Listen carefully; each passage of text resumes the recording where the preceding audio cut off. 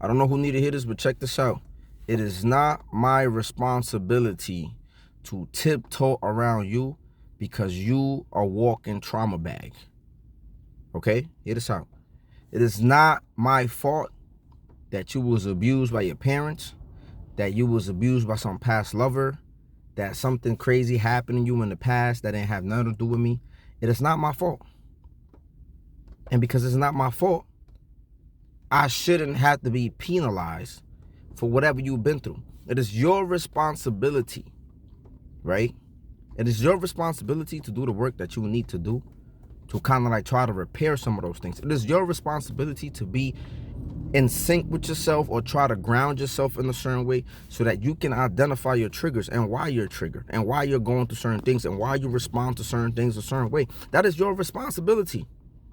But something that I notice constantly and repeatedly is, and society is to blame for this, that we are constantly telling the world and society how they should react and that they need to be mindful because of things that have happened to individuals. Do you know how many people is in the world? Do you know how many people are going through things? Do you know how many people have are reactionary to things that happen every day? That they might be in the wrong and they just might be responding to survival mode or to trauma mode. Like, do you know how much work everybody will have to do to just be, every time you come in contact with people that might have been hurt, that might have been harmed, that might have walking around with all of this trauma and issues? Do you know how much work an individual will have to do to just do that for everybody they come in contact with? When the easier thing to do is the individual that has issues should be taking care of their issues, should be unpacking their issues, should be addressing their issues. The world would be a better place if we all worked on ourselves.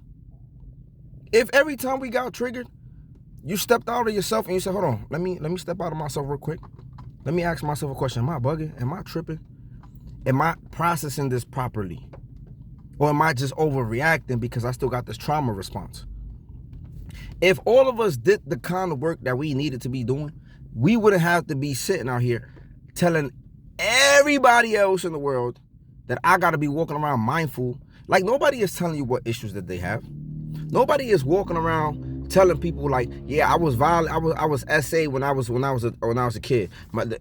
Somebody raped me or somebody did. Like, nobody. Most people are not walking around doing that.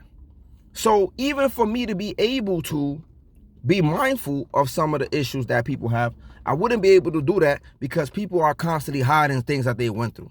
So it will make more sense for us to tell individuals to try to work on repairing themselves. It will be, and of course, don't come on here talking about, oh, you know, it's very hard. Look, at the end of the day, what's behind you is behind you. It passed. You can't change the past. The only thing you could change is how you respond to the future. Not the future, but the present. How you change things, how you move from the moment that the offense is done. You got to figure out how to move. You got to figure out how to move. The past you can't change the past. You just got to figure out, how do I change the present moving forward?